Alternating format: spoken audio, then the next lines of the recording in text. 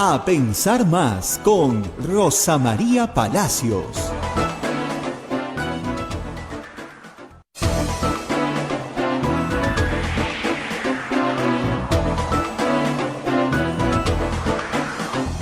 Señoras, señores, muy buenos días. Bienvenidos a Pensar Más con Rosa María Palacios a través de las emisoras de Radio Santa Rosa y la cadena de emisoras amigas que nos acompañan en todo el Perú. Un saludo especial para Radio Santo Domingo en Chimbote, Radio San Martín en Arequipa, Radio Cepagua en Ucayali, Radio Quillabamba en la Convención, y para las otras radios amigas que también se unen a esta transmisión en Huánuco, Radio Huánuco, Ayacucho, Radio La Voz de Ayacucho, Pueblo, Radio Pública en Puno, Radio Moro en Ancash, Radio Cumbre en Huancayo, Radio Milenio en Satipo, Radio Estación Solar en Abancay, Radio Oriente en Yurimagua, Radio Los Ángeles en Cajamarca, Radio San Valentín en Lampa, Radio Activa en Cerro Pasco, Radio Continental en Huanta, Onda Digital TV y Fuego TV. También nos ponen en sus pantallas, AM Tagua nos pone en podcast y también nuestras transmisiones móviles, como es el Facebook de Radio Santa Rosa, el Facebook de Radio Quillabamba, el canal de YouTube de Radio Santa Rosa y nuestra página web, que siempre le invitamos a que nos visites, www.radiosantarosa.com.pe. Bien, es un día con bastante información, pero primero Rosa María nos recuerda quienes siempre tienen la gentileza de apoyarnos. Rosa María, adelante. La Maestría Social de la Pontificia Universidad Católica del Perú invita a profesionales de diferentes disciplinas a participar del proceso de admisión. Informes en Facebook, @PUCMGS o al teléfono 993-028-464. Hotel, la Cuesta de Caima de la Asociación Santa Catalina de Cena de las Madres del Monasterio de Santa Catalina. Es la mejor opción para tu estadía en Arequipa. Informes en el Facebook e Instagram del Hotel La Cuesta de Caima, Arequipa. Urbánica, diseñamos y construimos viviendas que te conectan con la naturaleza y que generan bienestar para tu hogar.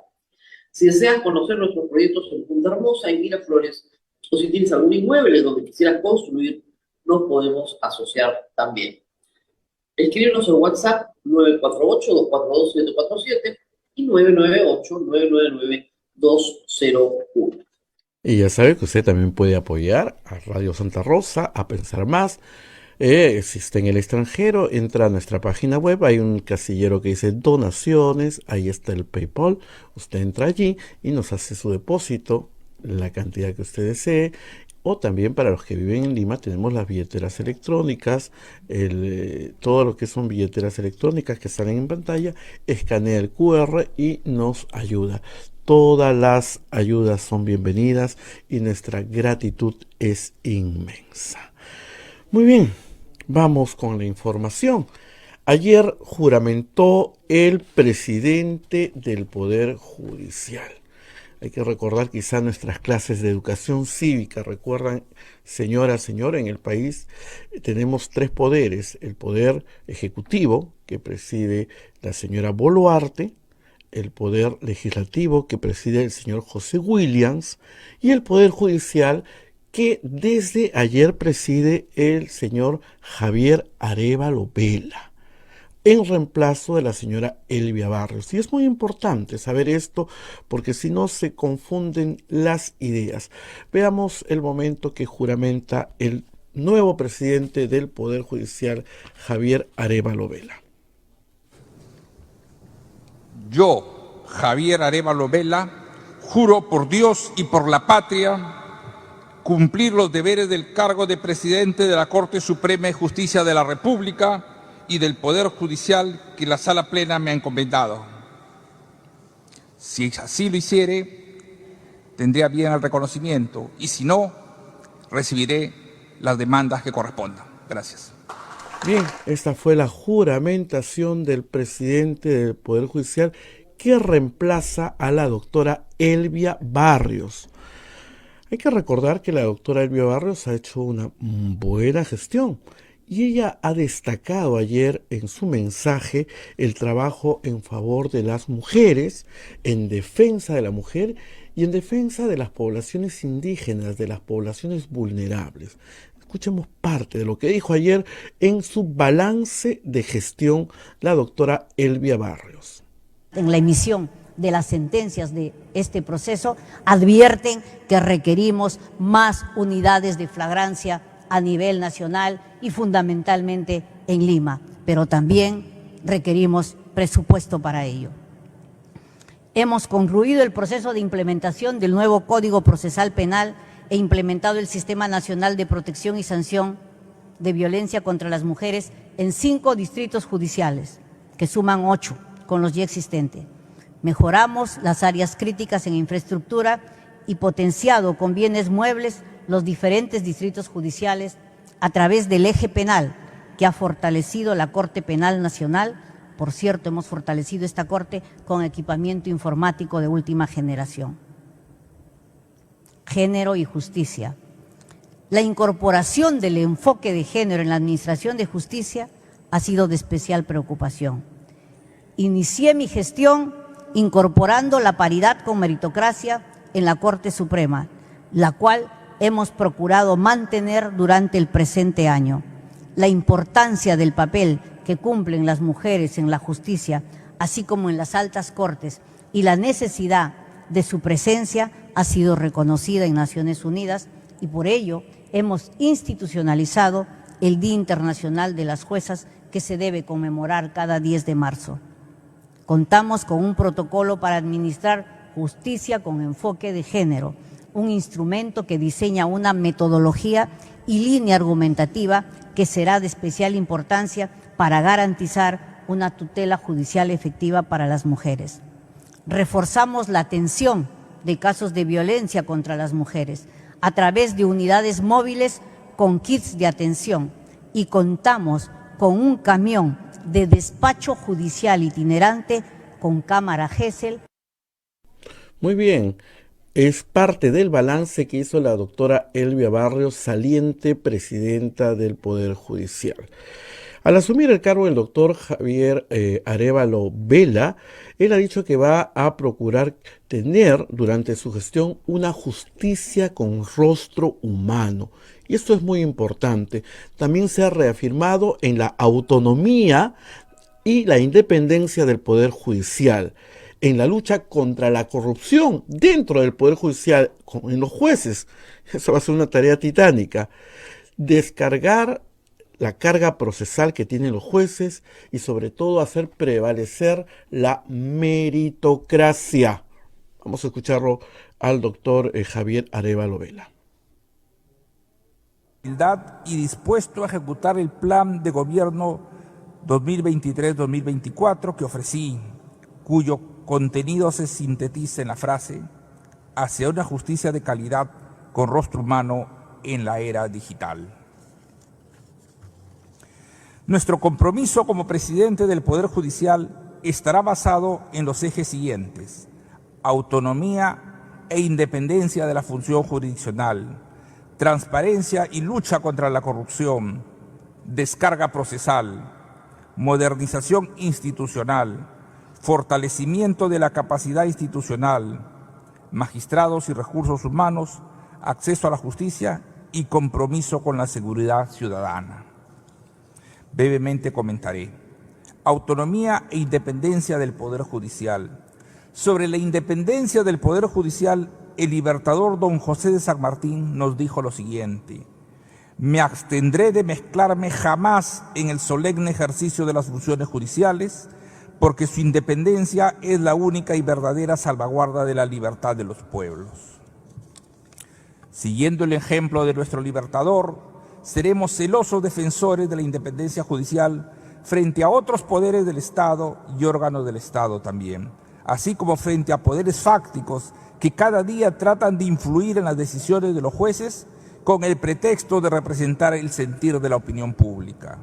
A todos aquellos que traten de inmiscuirse en el funcionamiento del Poder Judicial, les respondremos con aquella histórica frase usada por el bando republicano durante la Guerra Civil Española: no pasarán. La independencia judicial requiere también compromiso por parte de los jueces y por eso debo decir que mucho daño hacen a nuestra institución aquellos jueces que tocan puertas extrañas o buscan recomendaciones para acceder a cargos de provisionalidad. En el caso concreto de la Corte Suprema, durante mi gestión se convocará magistrados sobre la base de especialidad, meritocracia y paridad de género. Otro aspecto importante para garantizar la independencia judicial es la autonomía presupuestal. Sin un manejo presupuestal autónomo, siempre estaremos a expensas de lo que se logre negociar con el Ejecutivo y el Legislativo. También es importante para la independencia judicial acabar con el problema de la provisionalidad. Por tal motivo, pedimos respetuosamente a la Junta Nacional de Justicia que dentro de sus atribuciones proceda a llevar adelante los concursos que nos permitan contar con jueces titulares, eliminando así este grave problema. Creemos que contribuirá a la independencia judicial el actualizar la legislación que regula el funcionamiento del Poder Judicial, así como los derechos y obligaciones de los jueces. Por ello, propondremos los proyectos de ley orgánica del Poder Judicial y ley de la carrera judicial, adecuados a los tiempos actuales, los que esperamos sean aprobados por el Legislativo con premura. Transparencia y lucha contra la corrupción. Dice la Santa Biblia en el libro del Deuteronomio: no torcerás la justicia ni te fijarás en la condición de las personas. No tomarás soborno, porque el soborno ciega los ojos del sabio y pervierte las palabras del justo. Efectivamente, la corrupción pervierte la decisión del juez. Es por ello que durante mi gestión vamos a emprender una lucha frontal contra la corrupción judicial y administrativa en todas las áreas de nuestra institución. Para recuperar la confianza, vamos a fortalecer el papel de la Oficina de Control de la Magistratura y de la Comisión de Integridad Judicial, y cuando llegue el momento, también apoyaremos decididamente a la Autoridad Nacional de... Muy bien, este es parte del discurso que dio ayer el flamante presidente del Poder Judicial, Javier Arévalo Vela. En esta ceremonia estuvo presente el presidente del Congreso, el señor José William Zapata, y estuvo presente también la presidenta Dina Boluarte. Ella también hizo uso de la palabra y ella dijo que se debe respetar la independencia de poderes en nuestro país y se debe proteger el Estado de Derecho. Escuchemos. La separación e independencia de poderes, pilar fundamental del sistema democrático. En ese sentido, considero oportuno destacar el rol cumplido por la saliente presidenta de la Corte Suprema, doctora Elvia Barrios, en la defensa de la legalidad y del orden democrático en nuestro país. Expreso el mismo reconocimiento a la fiscal de la Nación, doctora Benavides. De igual manera,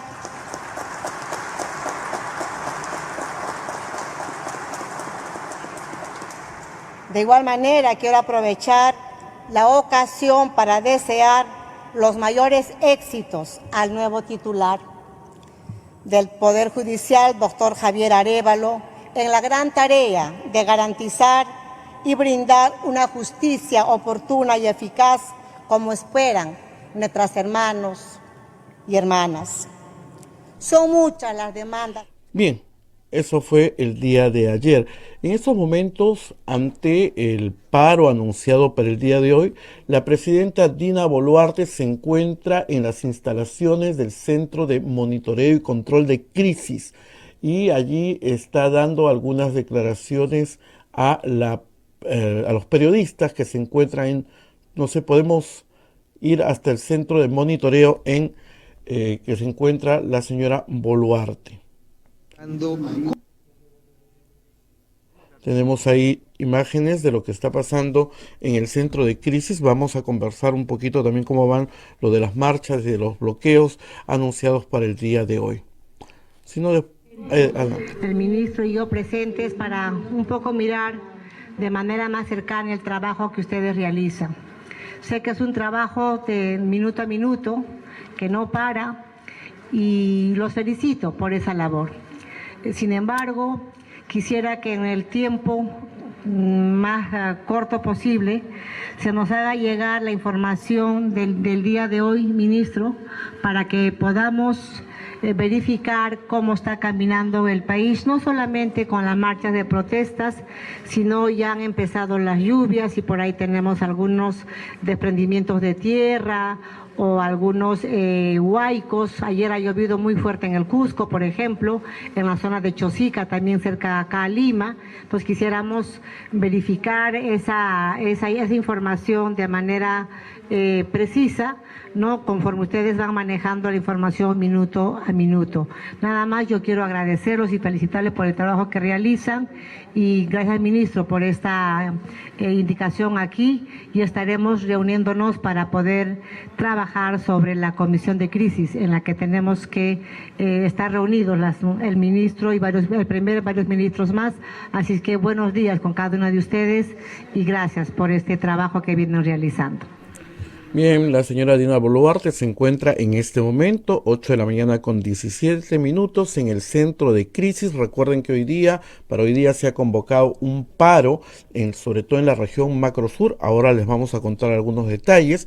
Y se encuentra con el ministro Jorge Chávez Cresta, que es el ministro de Defensa, y con el premier, el señor Alberto Otárola. Pero vamos al día de ayer, porque ayer sucedió algo más. Ayer tuvimos la Marcha por la Paz. La Marcha por la Paz, que trajo muchos cuestionamientos con el tema convocado por los policías, pero de todas maneras es una buena iniciativa ciudadana. Lo malo que es, dentro de esta buena iniciativa se metan pues los viejos políticos para tratar de llevar agua para su molino. Y también lo malo es que dentro de una Marcha por la Paz, ver a los señores que no tienen nada de paz, que son los señores de la resistencia, también estaban ahí. Y lo pésimo del día de ayer fue la presencia de la señora Zaida Arias. La señora Arias, que fue candidata al Congreso por Perú Libre, fue a agredir a los manifestantes que marchaban por la paz y fue a agredir a la policía tirándoles pintura roja. Tenemos algunas imágenes. Compórtese,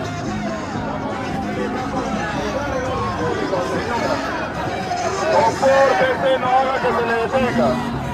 No haga que se le detenga, compórtese, aprenda a respetar.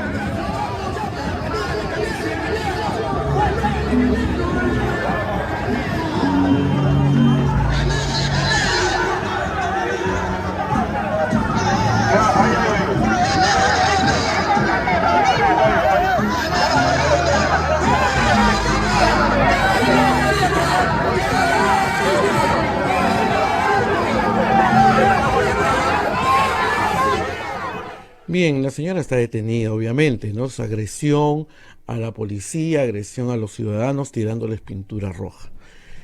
Bueno, ya conocíamos de la violencia de la señora Arias en algunas entrevistas que había ofrecido.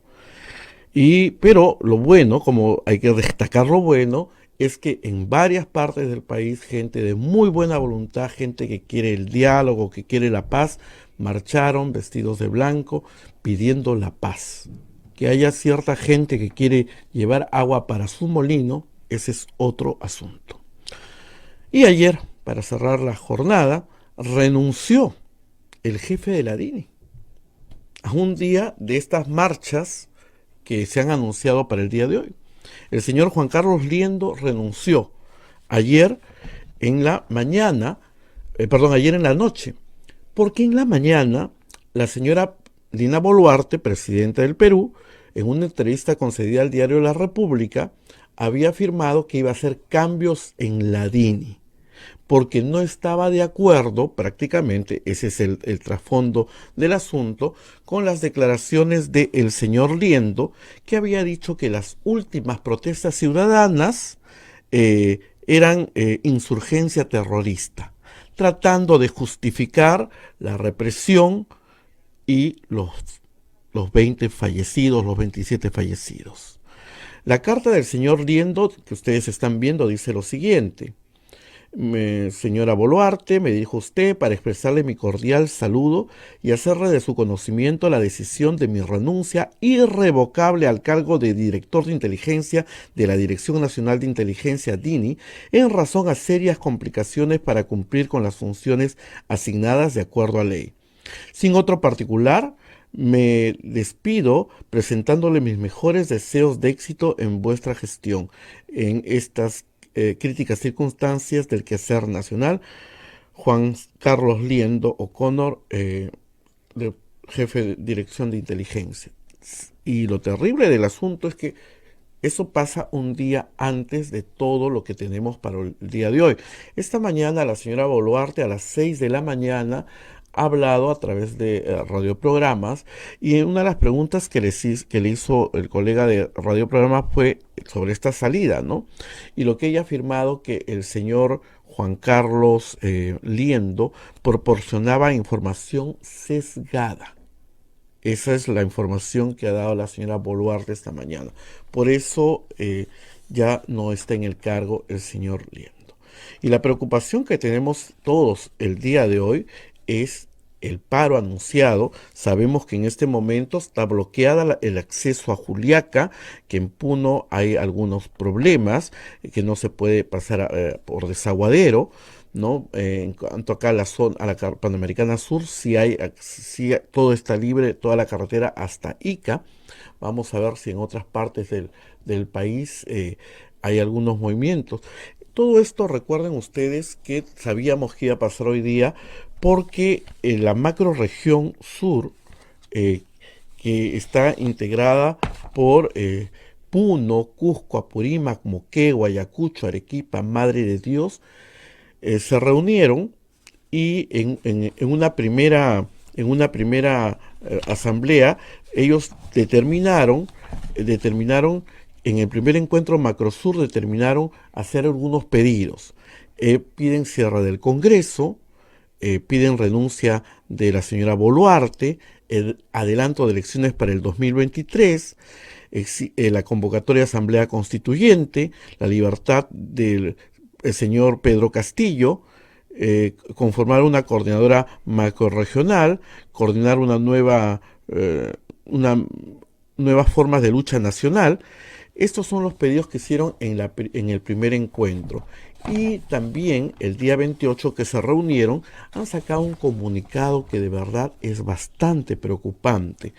Yo voy a dar lectura a este comunicado, prestenle atención, porque de verdad el comunicado es bastante preocupante y muy agresivo, y podríamos tener serísimos problemas. Dice el comunicado que sacaron la Asamblea Macrosur, organizado en la ciudad de Arequipa el último 28 de diciembre, llegó a la decisión unánime de reanudar el paro nacional el 4 de enero del año 2023, medida propuesta por las organizaciones sociales de Arequipa, Tacna, Puno, Moquegua, Madre de Dios, Ayacucho, Apurímac, Ica y Cusco.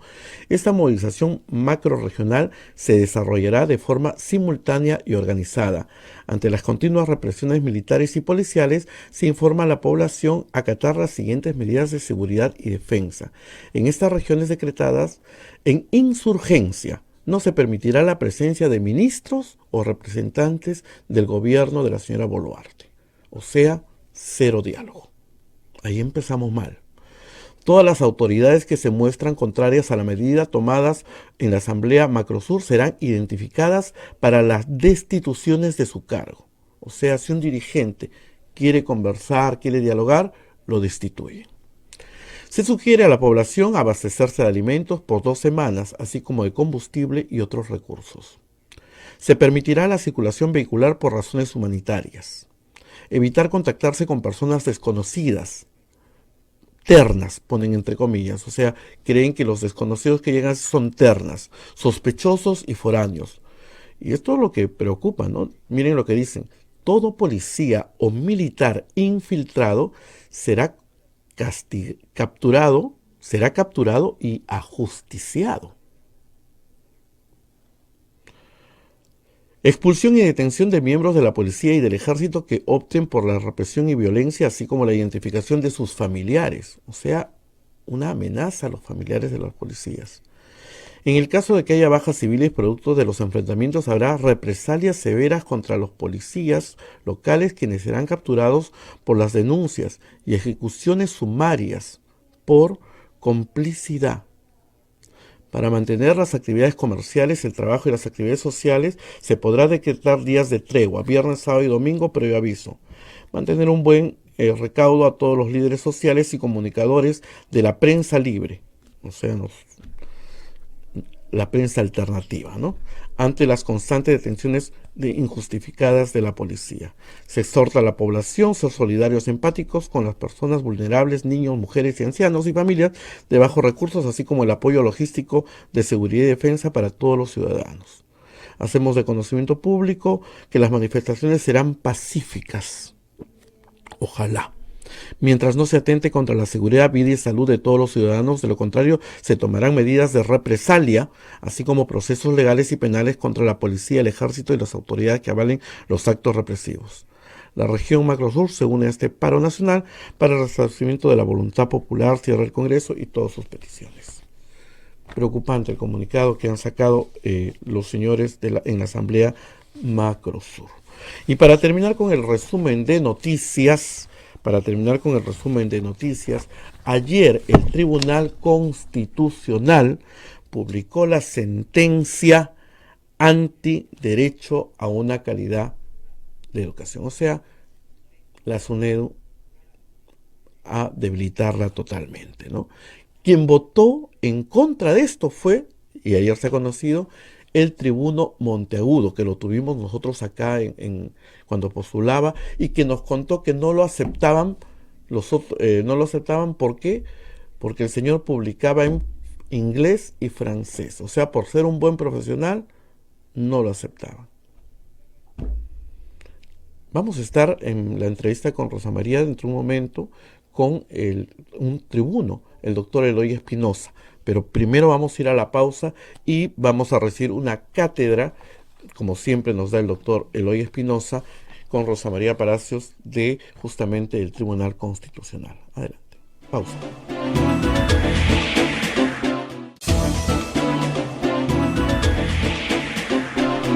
8 de la mañana con 29 minutos y ahora los invito a escuchar una cátedra de lo que es el derecho con el doctor Eloy Espinosa, que estuvo en entrevista con Rosa María Palacios la semana pasada y nos dejó bastante enseñanza, como siempre lo hace el tribuno Eloy Espinosa. Adelante, por favor. Muy buenos días, doctor Eloy Espinosa, gracias por estar con nosotros. Terminamos el año y es necesario hacer algunos balances sobre temas constitucionales que han sido tan importantes en los últimos 5 años. Creo que si de algo ha servido la crisis es para que muchos peruanos lean la Constitución, un documento que no es difícil de entender si uno quiere leerlo, pero que a veces los políticos lo hacen muy complicado. Así que, doctor, quería empezar con un evento reciente que tiene que ver con los viajes de la señora Dina Boluarte. El artículo 115 de la Constitución tiene 2 supuestos, el de la sucesión constitucional por impedimento temporal o permanente y el supuesto de viaje y encargatura del despacho. Pues la señora Dina Boluarte, la conclusión después de esa lectura es que no puede viajar porque no hay quien se encargue del despacho. Pero pretendió el Ejecutivo en un proyecto enviado al Legislativo, y el Legislativo también quiso ayudar, ¿no? Convocaron de inmediato una sesión de la Comisión de Constitución en menos de 24 horas, modificar la Constitución por resolución legislativa. ¿Qué piensa de esto? Porque no es la primera vez que sucede. A ver, antes que primero agradecerte porque es un placer siempre estar en tu programa. Segundo, por una cuestión de humanidad, permíteme hacer un aviso de servicio público. A los militares jubilados y a sus viudas no se les ha pagado sus sueldos ni el aguinaldo de diciembre. Entonces tenemos un montón de personas de la tercera edad que hasta este momento no están recibiendo, no han tenido cómo sustentar su Navidad y probablemente no su año nuevo. Yo creo que esto es grave. Yo creo que esto tiene que remediarse de inmediato y que el ministro de Defensa, que es nuevo en el cargo, tiene que tomar cartas en el asunto. Volviendo entonces a lo que me preguntabas. Bueno, compartimos el aviso porque de verdad es un asunto muy grave. No tendría por qué suceder. Muy grave porque, digamos, son personas que viven de esto, no tienen otros ingresos que no sean este aguinaldo de Navidad. Así es, son sus únicos ingresos, muchos de ellos personas ya muy mayores o sus viudas que también son muy mayores y que no tienen condiciones de trabajar. Por eso me permití hacer el porque creo que es muy importante. Bueno, hablemos del viaje que no fue. En realidad, yo tengo una lectura política sobre esto. Va a haber en el foro de Sao Paulo un pleito muy fuerte por el liderazgo. AMLO por un lado, Lula por el otro, y entiendo en esa clave política que lo que quería la señora Boluarte es ponerse del lado de Lula para tener protección frente a los ataques de AMLO, ¿no? Entonces, eso es en realidad la verdad de la milanesa. Ahora, plantearlo como se había planteado generaba una serie de problemas. No es primera vez que esto ocurre. Recordaremos que cuando Fujimori se quedó sin vicepresidentes, sacaron una ley constitucional, porque todavía no había constitución fija, y pusieron a Yoshiyama, que era el presidente del Congreso, para que lo reemplazara. El problema con la fórmula que se plantea aquí es que Fujimori y Yoshiyama eran de la misma orientación política. Williams y la presidenta no. Y claro, entonces pueden pasar muchas cosas, entonces con un presidente que tiene una línea política distinta. Y el otro tema discutido y discutible es si por reglamento del Congreso puedo cambiar la determinación de quién es presidente de la República. Yo creo que eso es más que discutible, ¿no?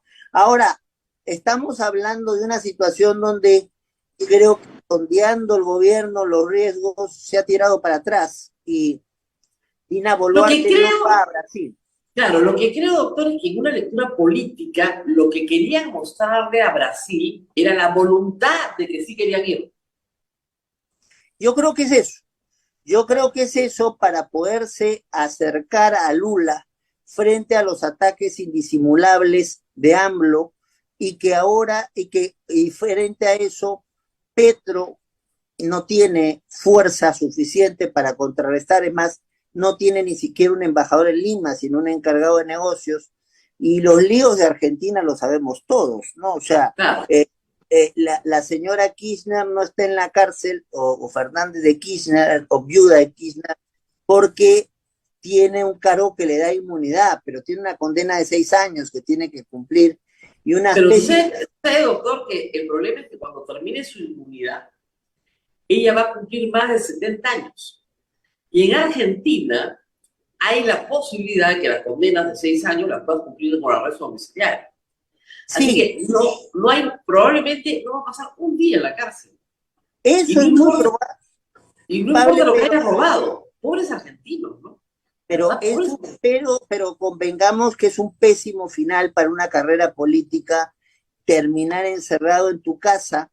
Entonces, por ser acusado de haber hecho todos los robos posibles. Y además, en Argentina había un escándalo cuando hubo los momentos de crisis. Los Kirchner en Santa Cruz, que era donde eran gobernadores, sacaron el dinero de las cuentas de Santa Cruz y lo pusieron en su propio banco, en su propia cuenta de banco.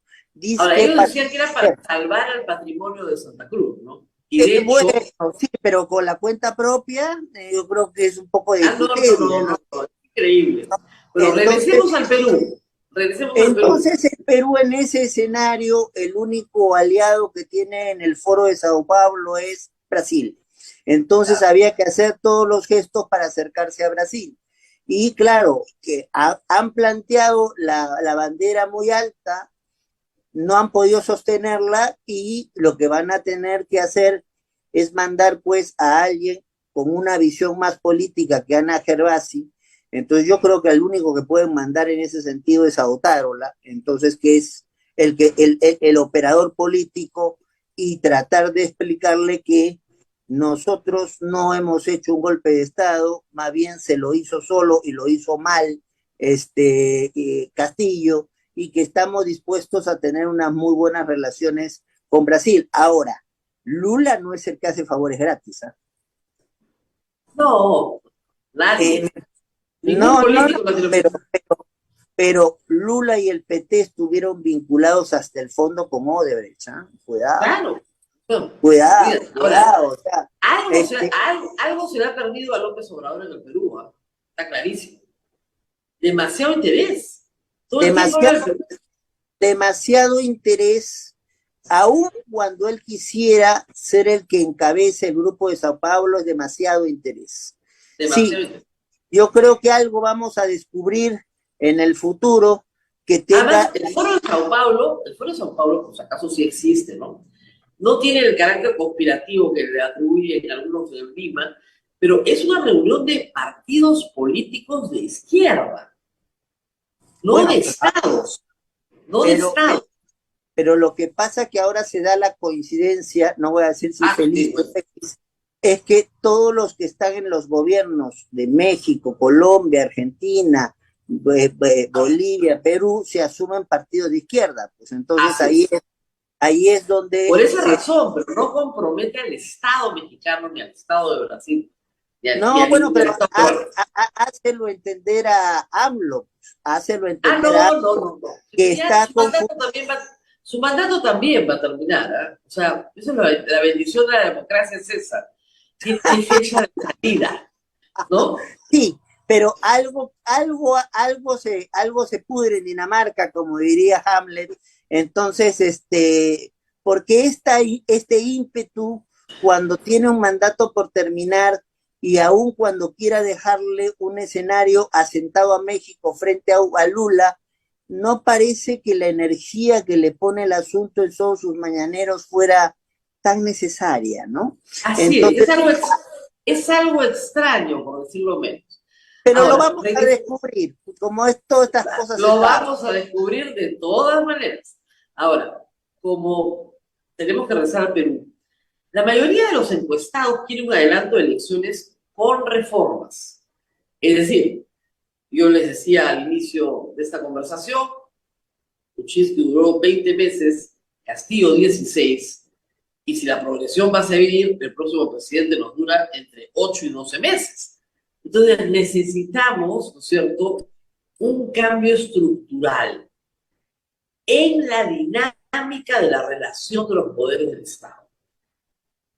Usted ha pasado ya por el Tribunal Constitucional, después vamos a hablar de sus sucesores. ¿Qué cambios importantes pondría en la agenda, además de una bicameralidad que se tiene que votar ya su reconsideración en algún momento? ¿Qué es lo que necesitamos del sistema presidencial norteamericano o del desechable del parlamentarismo europeo para que este engranaje encuentre una salida? La salida de la Constitución del 93 era la cuestión de confianza y la vacancia por incapacidad moral, aunque en realidad eso lo añadieron después. Pero era básicamente la cuestión de confianza. Ha sido desmantelada. Ha sido desmantelada por ley. Por el tribunal, precisamente. Por el tribunal que la validó. No su voto, yo lo sé. Su voto y María Elena de Lima fueron en contra, pero los otros los otros 4 en ese entonces, estaban muy contentos en que no existiera cuestión de confianza. Muy bien. ¿Cuál es el mecanismo entonces? ¿Cómo resolver la controversia entre el Ejecutivo y el Legislativo? En el mundo entero se resuelve. ¿Qué tendría que decir la Constitución reformada sobre esta materia? Antes de eso, creo que hay que tomar en cuenta que todos los cambios electorales tienen que estar antes de abril del 2023, porque después ya no se puede tocar nada. Entonces hay cambios a nivel de lo electoral y con eso no eludo tu pregunta, pero creo que sí tiene que haber primarias en los partidos, porque si no vamos a tener a los mismos de siempre a la cabeza de los partidos. Tiene que haber dejarse de lado una sentencia en la cual yo no participé del Tribunal Constitucional, que es un horror, el poderle dar la posibilidad de ser candidatos a cualquiera que ya haya cubierto el delito que ha cometido y no se hace distinción de delitos, con lo cual alguien que ha hecho tráfico de influencias, colusión, que coima. Entonces, puede ser candidato a la presidencia de la República, incluso y hasta ganar. Entonces, ahí hay cambios importantes que hacer en lo electoral. Entonces, y presionar con primarias y presionar también con las hojas de vida, para no encontrarnos las sorpresas de Helera, al cual se nombra en la mesa directiva del Congreso, tenía una condena de 6 años de cárcel, que lo correteaba.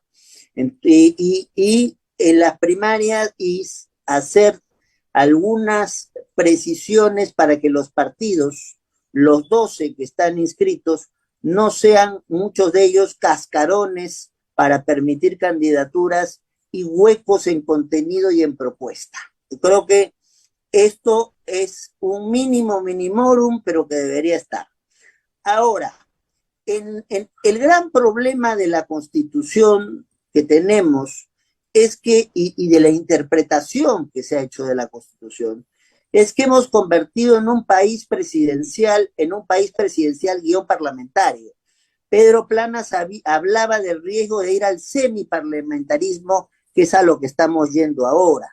Entonces, yo estoy contigo, o sea, si no van a, en primer lugar, ¿qué sentido tiene el 130 de la Constitución? Ninguno, porque finalmente lo que hace es poner en la pared al Parlamento con la famosa bala de plata y entonces va a terminar aceptando cualquier gabinete, aunque sea de impresentables. Entonces, de hecho, ha sucedido así. Sí, lo hemos vivido los 18 meses anteriores. Entonces, ¿qué más se puede hacer? Yo sí creo que para controlar basta con una interpelación y una censura y que no debiéramos aumentar mayores mecanismos de control por parte del Congreso. Entonces, y que deberíamos restituir su sentido a la cuestión de confianza, porque es en realidad la única protección que tiene el gobierno o parte del gobierno para poder mandar iniciativas a un Congreso que no controla. Y acá hay un tema que hay que dilucidar. Fernando Tuesta está planteando con mucha fuerza que la elección de los congresistas sea en la segunda vuelta, para evitar justamente este Congreso con 11 fuerzas que se terminan siendo 15 porque se dividen entre ellos y tenemos una situación inmanejable en el Congreso. Entonces, pues, ahora todos quieren plantear, pues, los que estaban cerca a Castillo, que se les libere, como tú bien decías, y muchos de ellos están detrás de la organización de algunas cosas que no son marchas, sino vandalismo, que tiene un orden muy claramente establecido. Primero voy contra los juzgados y las fiscalías para que no haya expedientes de nosotros, y después voy contra los aeropuertos para que no vengan refuerzos para atacarnos. Y ahí está metido el narcotráfico, los resabios de Sendero, la tala ilegal, la minería ilegal, para organizar y sostener estos grupos, ¿no? Entonces, ahora, la disolución como elemento, yo creo que es un elemento válido.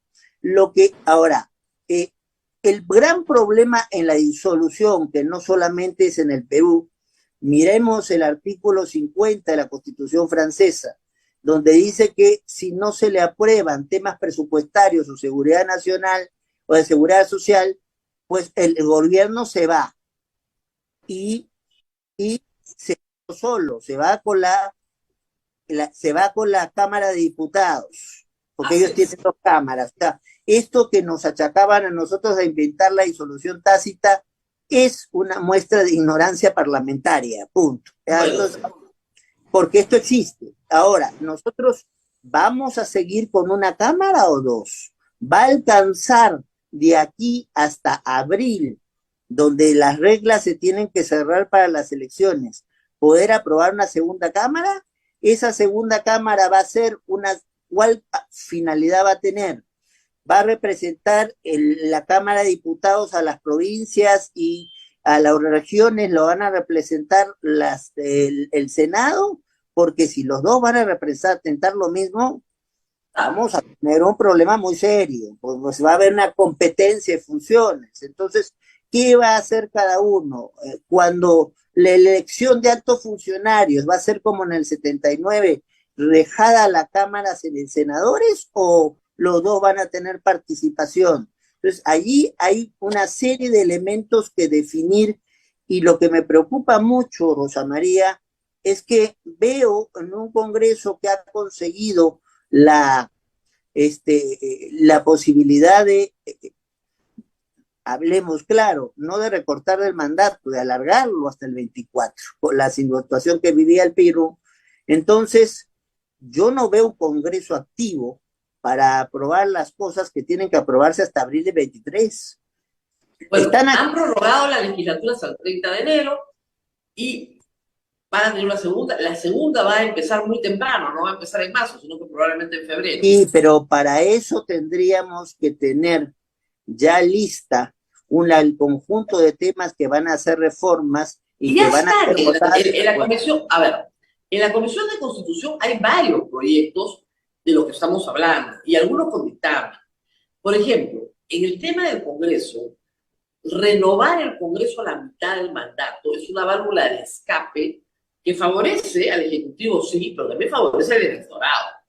Entonces, en vez de disolver el Congreso, lo que tienes es el sistema americano, el sistema de los Estados Unidos. Yo estoy de acuerdo con eso, los norteamericanos le ha funcionado en 200 años, pero ha funcionado. Hay dictámenes, pero hay que también poner votaciones de pleno para que tener la certeza. No, por supuesto. Pero no puedes ir al pleno si no tienes un paquete más o menos consensuado, porque si no vas a perder. Y ahí está el problema. No hay tiempo de perder. Por eso es que siempre se dice reconsideración en la misma sesión y queda pendiente. La bicameralidad está con reconsideración desde julio del año pasado. Desde julio del año pasado. Pero ahí está el problema, pues. O sea, el problema no es que tengan dictámenes, el problema es la vieja práctica de que llegan al pleno y se hace una votación, se pide reconsideración, y abril del próximo año está a la vuelta de la esquina. Entonces, por eso, tendría que votar inmediatamente la reconsideración. Estoy de acuerdo con usted que hay premura, pero sí sacar la renovación del Congreso, eliminas la disolución del Congreso y lo renuevas. Eso también tiene riesgos si es que se hace. El proyecto de Ana Tudela es una recomposición total del Congreso. Y eso puede acabar con un ejecutivo sin un solo congresista. O con un ejecutivo con 80% del Congreso. O sea, es muy riesgoso. Lo que hacen los Estados Unidos es renovar una parte, renovar un pedazo. No estamos acostumbrados a fórmulas de todo o nada. Entonces, yo soy partidario de una renovación parcial, ya sé, y entonces, sobre todo por tercios, que tampoco hace una alteración muy grande, pero le permita un escape al electorado. Sí, en esa lógica de pesos y contrapesos que estás aludiendo precisamente con el gesto que haces. Ahora, mi preocupación no es que solamente que haya muchas propuestas, hay muchas y muchas muy interesantes. Mi preocupación es que estamos prácticamente en enero y que en abril tiene que estar el escenario electoral cerrado. Doctor, yo le voy a poner un ejemplo, si me permite. Yo estoy segura que si usted estuviera en la misma situación lo haría igual. La comisión de Fernando Tuesta se reúne en enero y febrero, ¿ok? Y para marzo produce 12 reformas constitucionales en un libro muy bueno que yo tengo, muy claro, muy orgánico, que incluye la bicameralidad, las primarias, o sea, en 2 meses 6 personas y una secretaría mínima, y trabajaron ad honorem. O sea, son ideas que ya hemos discutido desde las aulas. Algunos tenemos 40 años discutiendo las mismas ideas. No es que no estén maduras, están requete maduras. ¿Ya? Pero hay que tomar decisiones políticas. El problema no es ese, Rosa María. Tengo en lo que es televisión por cable un pequeño programita al cual te voy a invitar. Y estuve a Fernando Tuesta precisamente la semana pasada y hacíamos cálculos y si se quería apurar la cosa, la votación podía ser en diciembre del 93, no, del 2013, no en abril. Y claro, el problema es cuántas de esas reformas que planteó el grupo de Tuesta fueron admitidas y cuántas de estas fueron distorsionadas en el camino. Entonces, por eso mi preocupación en este momento no es tanto el gobierno, que hay que preocuparse de algunas cosas, y eso creo que hablaremos después, sino el Congreso. ¿Cuánto se está comprando el Congreso en realidad del adelanto de elecciones? Entonces, se lo han impuesto, el país se lo ha impuesto. De acuerdo. Está clarísimo que cuando Dina Boluarte jura hasta el 2026, aplausos a trabajadores, o sea, estaban felices. Claro. Se dan cuenta 3 días después que pero 3 días después el país le cae encima y no les quedó otra cosa que retroceder y no aceptar una propuesta del 2013, sino del 2014, porque eso te da 4 meses más. Hablemos claro. 2024, doctor, se comió una década. Bueno, con estas épocas uno ya, así como cambiamos de presidente cada año, las décadas se nos van poco a poco, pero el tema está, yo creo, es que el Congreso aceptó lo que le dieron, pero que el Congreso no entiende que si no aprueba algunas de las reformas que hemos conversado y algunas de las reformas que se caen de maduras porque todo el mundo está de acuerdo en líneas generales con ellas, entonces la población... La otra que es importantísima, así como que eliminemos la disolución del Congreso, pero coloquemos, ¿no es cierto?, pero digamos, la disolución de diputados sería en realidad, no Senado, pero coloquemos esta renovación, perfecto. Ahora, la otra, que es importante, es el impeachment, el juicio político al presidente de la República. Sin duda. Se ha demostrado hasta el cansancio que la vacancia por incapacidad moral no es la institución de impeachment, pero hasta el cansancio lo hemos demostrado. No hay revocatoria del mandato presidencial, ¿ya? Pero eso, lamentablemente, como usted sabe, su TC no lo quiso resolver por sustracción de la materia. Quiso resolver, y yo en todas las plazas y plazuelas, incluso en tu programa, dije que la solución era el juicio político, que era el impeachment, porque había infracciones a la Constitución y hasta por ejemplo. El impeachment no existe. El impeachment presidencial, aunque cuando explicamos afuera hablamos de impeachment, pero el impeachment no existe como institución en nuestra Constitución. Entonces lo que necesitamos es, además, también, por tratado firmado por el Perú firmó el Tratado Anticorrupción de Naciones Unidas, tienes que incorporarlo porque el tratado dice claramente que ningún funcionario público, hasta la más alta investidura, tiene impunidad. Entonces, pero la palabra corrupción no está mencionada una sola vez en la Constitución actual. Por eso. Y eso no es casual. Entonces, allí tienes temas que se tienen que reforzar, que se tienen que remover. O sea, un presidente, un congresista, un gobernador regional tienen que entender que no están allí toda la vida y que pueden hacer lo que le da la gana. Entonces, hay que reforzar esos mecanismos de control. Algunos, el 99 y el 100 te permite hacer juicio político, pero no a quien debe hacérsele el juicio político. Ahora, ojo, yo sí creo que el impeachment se puede incorporar para el presidente de la República, pero tengo mis dudas, doctor, del 99 y el 100. Le explico por qué. Porque la Subcomisión de Acusaciones Constitucionales y la Comisión Permanente, y el Pleno incluso del Congreso, se convierten en un centro de premios y castigos políticos a sus amigos y adversarios. Bueno, eso ya ha pasado, ¿no? Y lo hemos visto. No puede ser pues que a Alarcón lo exoneran, ¿no es cierto? No puede ser que a Merino le taponean o que a Luciana León hace 5 años esté esperando juicio. Esperando juicio porque ya la acusaron. Por ejemplo, si no les cae Zoraida Ábalos, vamos a inhabilitarla 5 años. ¿Por qué? Porque no acusó al presidente porque está prohibida de hacerlo. Así que tenemos los votos, la acusamos y la reventamos. O la historia de tantos políticos peruanos, Pedro Cateriano, perseguidos por sus adversarios políticos en el Congreso.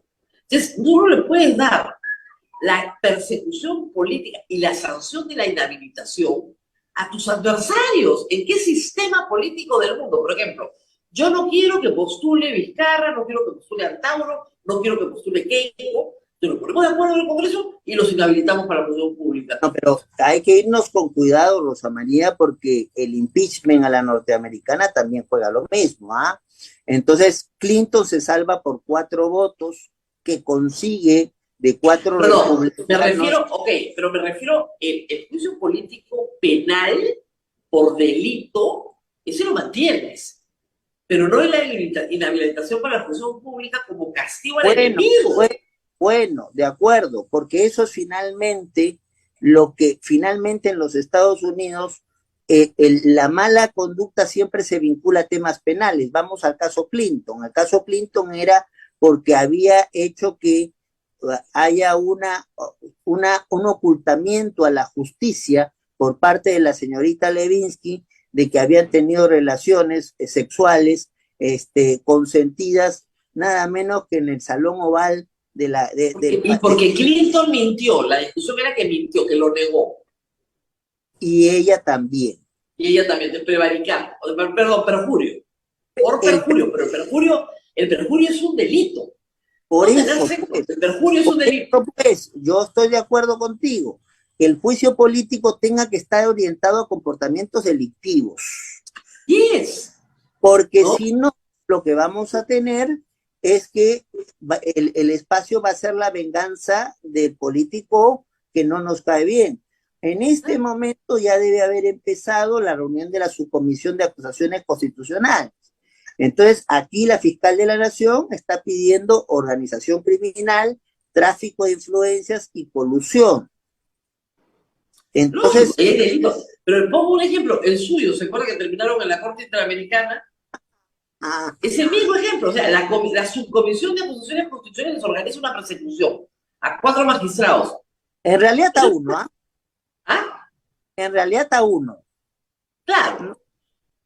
Pero ese es el problema de la Subcomisión de Acusaciones Constitucionales. Es que yo sí, eso lo cambiaría, porque de verdad que yo estoy de acuerdo contigo, o sea, pero a lo que vamos es, aún viendo solo delitos, la subcomisión va a tener mucho poder, porque aquí estamos hablando, porque estos son delitos, me he asesorado con un penalista, que pueden sumarse, con lo cual puede 35 años a la cárcel, Castillo. Gravísimo. Entonces, por eso es importante que la subcomisión vea delitos y sobre todo delitos que tengan verdadera gravedad. Así es, o sea, verdadera gravedad. Ahora, vamos por partes en otros temas que me preocupan mucho. El Tribunal Constitucional se inauguró diciendo, hace unas semanas, que los congresistas tenían iniciativa de gasto a futuro, para horror del Consejo Económico Fiscal y de todos los economistas del Perú, y mío también, porque si algo ha salvado la economía peruana, es que los congresistas no tengan iniciativa de gasto. Pero que a pesar de eso, hay una serie de triquiñuelas y sinvergüencerías que hacen en el Congreso para tenerla. Y ahí están los niños y todos los demás bien expuestos, espero que estén más expuestos. Ponerle la iniciativa de gasto a una comisión presidida por el señor Luna, entonces creo que trae una preocupación adicional, ¿no? Así es. Pero antes estaban los Acuña, uno tras otro. Pero regresando al Tribunal Constitucional actual, su segundo debut ha sido la SUNEDU.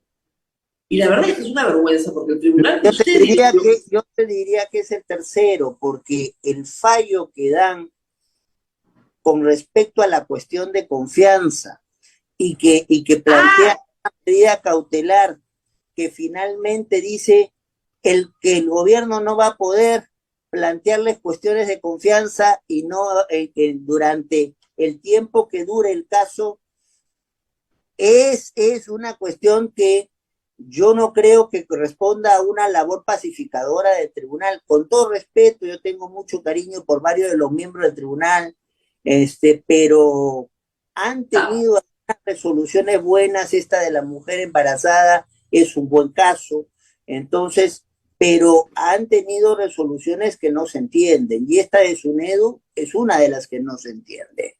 Bueno, la de SUNEDU, ¿cómo es posible que acepten primero una triquiñuela? porque son los mismos congresistas que votaron a favor de la norma los que dicen ahora que es inconstitucional. Y es falso, ¿ya? Pero segundo, que contravengan los propios fallos del tribunal. Ya hay jurisprudencia sobre esto. Yo como ponente de 2 de los 3 casos, porque realmente la idea de SUNEDU aparece en la composición anterior a nosotros, y somos nosotros quienes nos encontramos con las leyes Mora que le dan forma a SUNEDU, y entendimos lo que no se suele entender y que tampoco en este fallo parece entenderse. El concepto de adscripción, o sea, una institución puede ser independiente, pero para efectos presupuestales tiene que estar adscrita al pliego de alguien y sobre todo al que sea ente rector en esa actividad. Entonces, y no solo para efectos presupuestales, doctor, sino por responsabilidad política de un ministro. Es decir, no hay entidades que flotan en el espacio. O es constitucionalmente autónomo. Así es. Yo estoy de acuerdo contigo, o sea, pero yo quería resaltar primero lo presupuestal para después ir a ese otro tema. ¿Por qué? Porque aparte de, primero, que en realidad darle legitimación procesal a este caso, realmente siento un mal precedente, porque de aquí en adelante, cuando haya oposición, porque se plantea un amparo, y el amparo va con una medida cautelar, entonces yo voy a quererle tapar la boca al Poder Judicial y voy a ir al tribunal planteando una demanda de inconstitucionalidad. Contra la ley que yo sí creo que es constitucional. ¡Qué horror! ¿Qué abogado puede defender eso? Bueno, hay uno que estuvo por ahí dando vueltas, entonces, que es un caso a discutir, porque a todos nosotros nos han dicho siempre que teníamos que estar un año no trabajando con el Estado o contra el Estado. Pero en el caso del doctor Blume, yo lo digo con todas sus letras, la puerta giratoria no le hace mella. Él dice que trabaja ad honorem, entonces no hay puerta giratoria. Pero el problema no es si es ad honorem o no. Así es. El problema es que ahí hay una falta ética y que no tiene cómo justificarse. Yo lo digo con todas sus letras, ¿ah? Ahí eso no tiene ninguna justificación y no me importa si es ad honorem o no es ad honorem.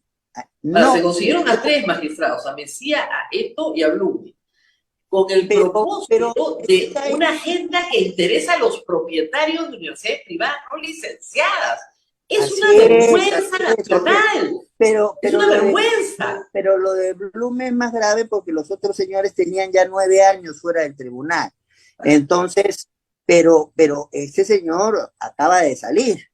Entonces es muchísimo más grave que participe en este tipo de situaciones. El segundo tema que me preocupa en esto, tú ya lo hemos planteado.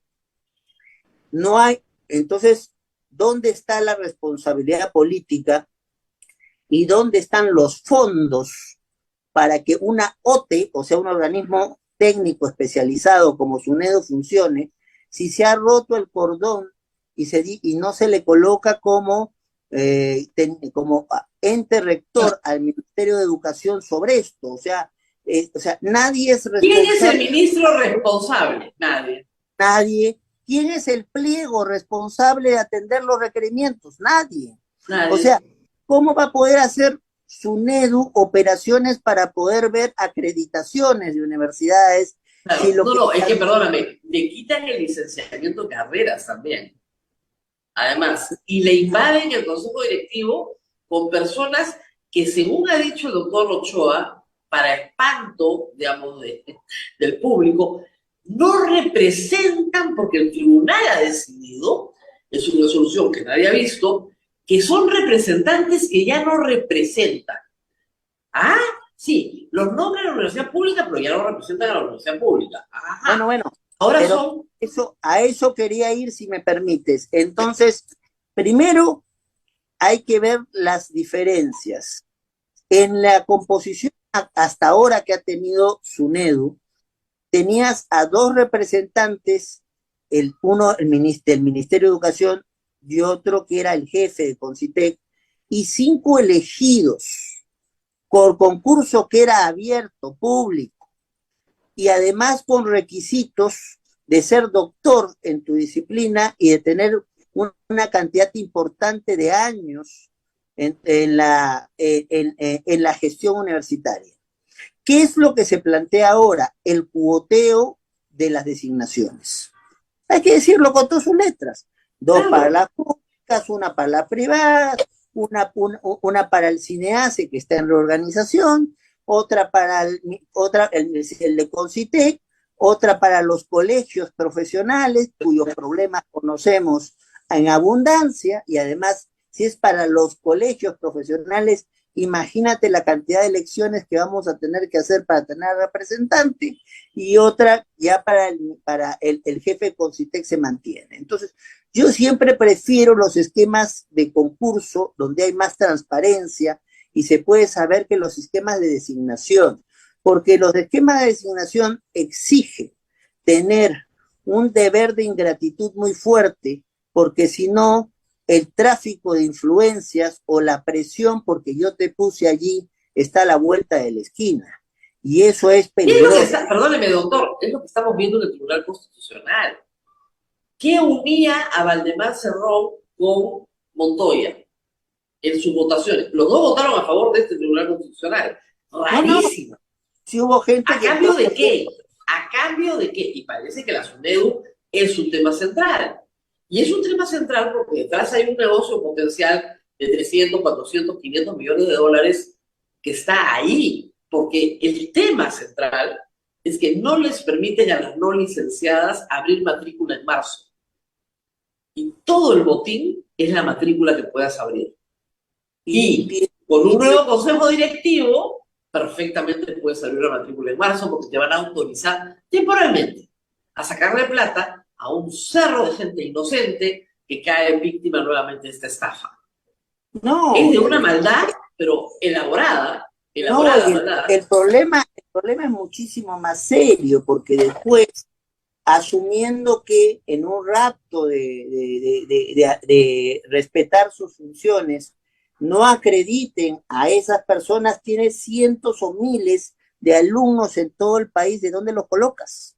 ¿Cómo convalidan su situación? Eso es lo terrible, o sea, se está manejando, o sea, hay universidades que tienen en este momento filiales que nos dan resultados como el del expresidente Castillo, o sea, filiales para poder dar una tesis de maestría que obviamente no escribió él, por lo que conocemos. Hay que decir una cosa para que, pero doctor, si quiero aclarar este punto, a la gente que dice, claro, no puede ser que la César Vallejo esté licenciada. Cuando el señor presidente, en efecto, hizo su tesis, no era licenciable.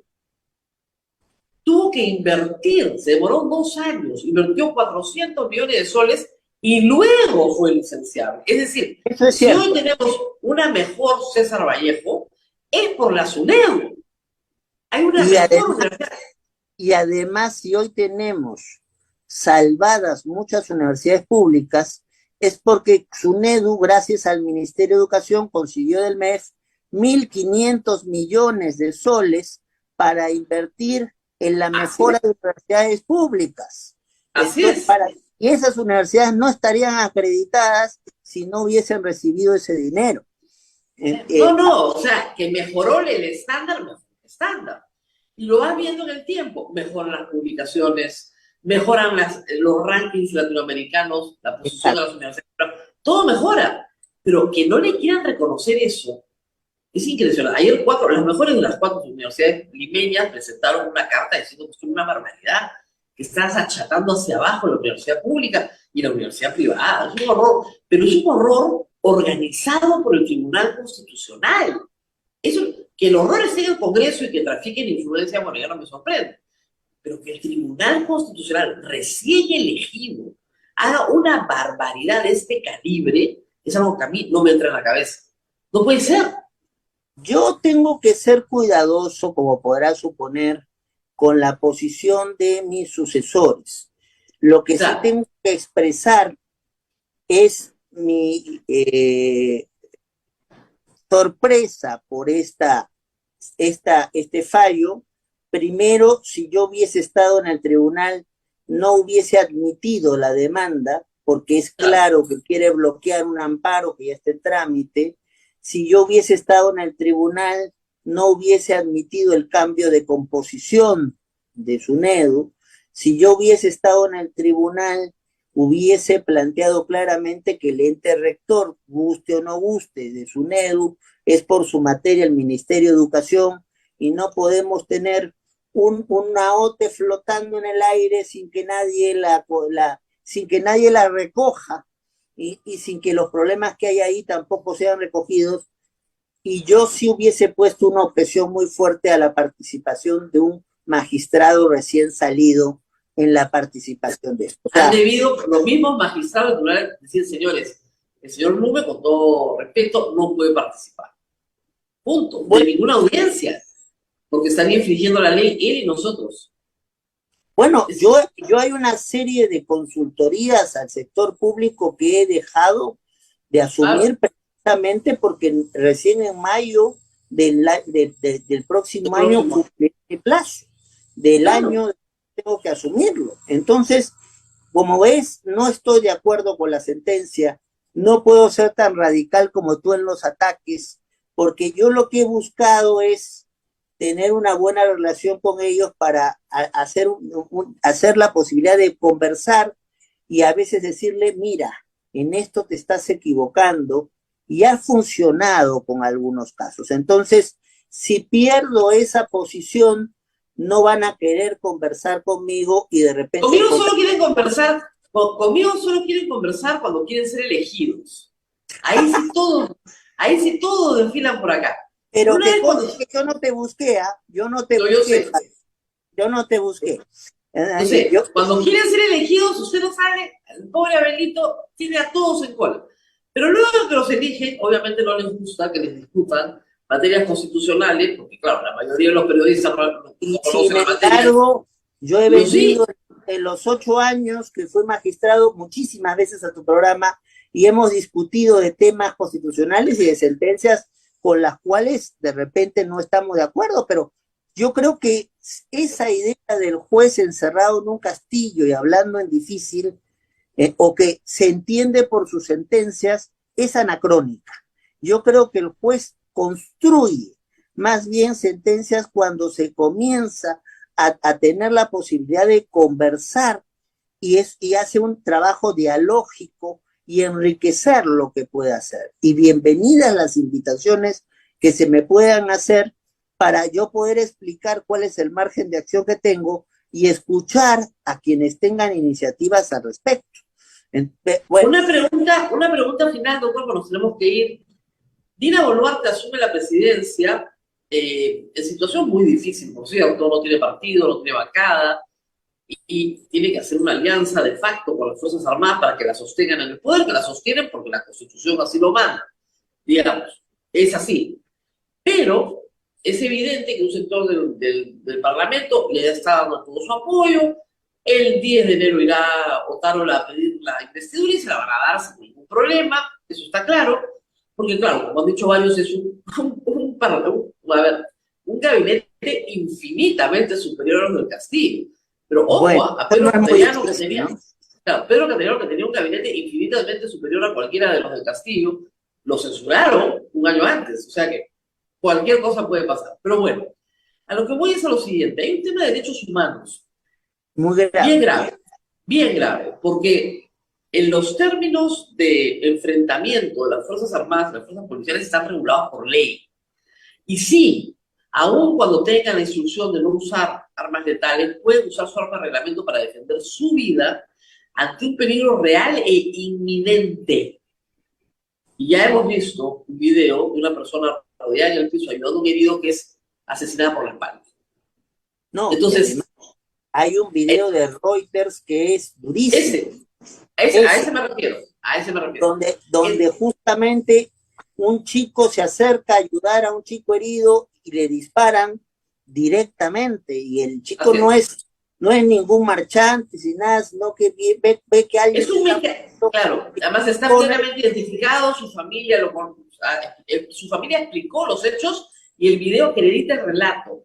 Es un mecánico, vive a 2 cuadras del aeropuerto, escuchó los gritos de auxilio, sale a auxiliar, se arrodilla en el piso, lo matan. Así es. Dina Boluarte tiene que enfrentar un asunto muy grave que son estas violaciones de derechos humanos, que normalmente quedan impunes porque nunca se sabe el nombre del autor material. ¿Qué me dirás con el Frontón? Que es un caso que manejamos de 1986 y que nos llega porque hubo un magistrado que lo estuvo escondiendo durante 2 años y que su respuesta fue decir que un chico que trabajó con él 6 meses no lo había trabajado y el año y medio escondido, ¿qué? Entonces, obviamente los autores materiales son difíciles de identificar, pero esas personas para hacer lo que han hecho han recibido órdenes.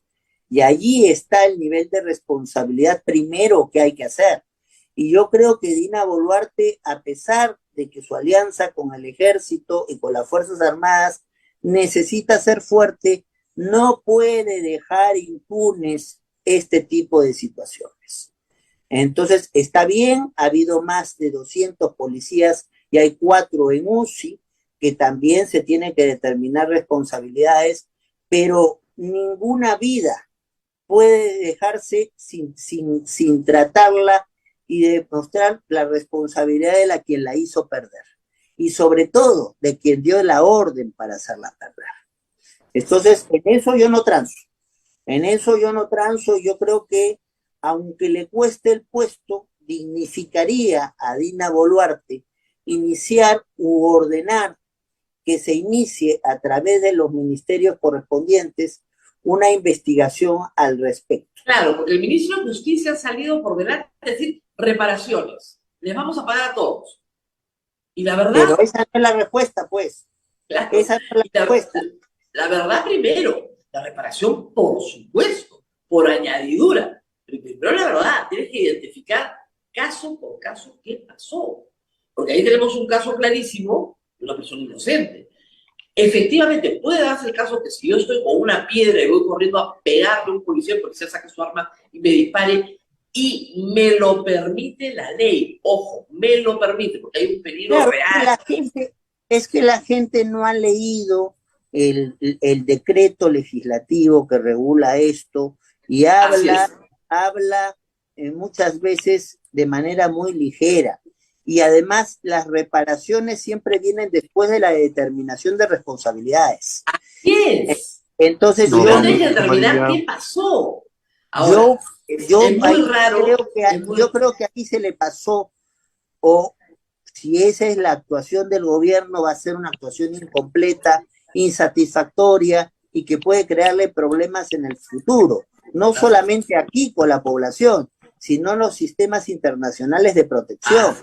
Entonces, primero hay que determinar con investigaciones quién disparó y quién ordenó disparar. Y luego vendrán las reparaciones. Entonces, primero la verdad, luego las reparaciones. Nos vamos, Rosa María. Así es. Nos tenemos que ir, doctor. No, ya nos tocaron la campana para irnos, pero siempre es un placer y conversar. Y aprovecho 30 segundos para desearle a todo el país, especialmente a ti, a Abel, al equipo de Radio Santa Rosa, un feliz año nuevo, que sea un año menos tormentoso que este año que acá estamos acabando, y que podamos encontrar la prudencia, la tolerancia, la paciencia, la capacidad de entender que el que piensa distinto a uno no es enemigo en el próximo año. Muy bien, muchísimas gracias al doctor Eloy Espinosa, que siempre nos da una cátedra en los temas constitucionales. La señora Boluarte ha anunciado que en las siguientes horas tendremos nuevo jefe de la DINI, en un día muy difícil para la patria, pues están algunas zonas del país un poco bloqueadas. La vía Puno-Desaguadero está bloqueada, el acceso a Juliaca está bloqueado, la zona norte de Juliaca también. En Cusco sí hay normalidad en el tránsito dentro de la ciudad. En Junín se ha bloqueado el acceso al puente Pichanaki. En Tacna el mercado de Santa Rosa, las zonas aledañas han sido bloqueadas por piedra. En Arequipa ha sido bloqueado el puente Añashuayco, y en Huancavelica se está anunciando una movilización para las 10. En Puno hay que repetir que la vía interoceánica que une las regiones de Puno, Cusco y Madre de Dios también se encuentra bloqueada en algunas zonas de la provincia de Azángaro, Melgar y Macusani. Se tiene la presencia de nevadas. Bien, este es el panorama hasta el momento. Y en Cusco están evacuando a los turistas por motivos de seguridad. Es hasta el momento el panorama que tenemos. Deseamos que el día de hoy, la jornada de hoy, transcurra con paz, con tranquilidad. Hay un derecho a la protesta y es muy legítimo, pero no hay un derecho al maltrato, a la violencia contra nadie. Así que ojalá que estemos hoy día con paz y tranquilidad, y mañana tendremos programa, y de acuerdo a las circunstancias haremos el programa del día de mañana. Son las 9 de la mañana con 22 minutos, solamente queda agradecerles por la gentil audiencia y nos reencontramos mañana a las 8 de la mañana en A Pensar Más con Rosa María Palacios. Buenos días. Hasta aquí, A Pensar Más con Rosa María Palacios.